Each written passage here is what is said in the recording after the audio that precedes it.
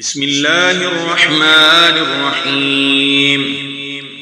والفجر وليال عشر والشفع والوتر والليل إذا يسر هل في ذلك قسم لذي حجر ألم تر كيف فعل ربك بعاد إرم ذات العماد التي لم يخلق مثلها في البلاد وثمود الذين جابوا الصخر بالواد وفرعون ذي الأوتاد الذين طغوا في البلاد فأكثروا فيها الفساد فصب عليهم ربك صوت عذاب إن ربك لبالمرصاد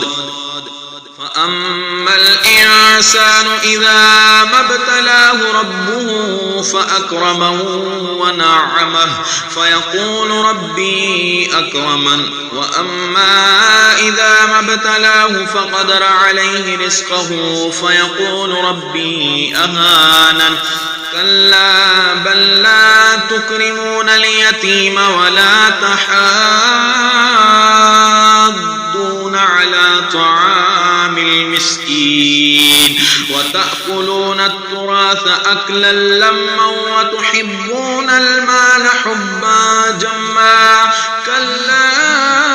إذا دكت الأرض دكا دكا وجاء ربك والملك صفا صفا وجيء يومئذ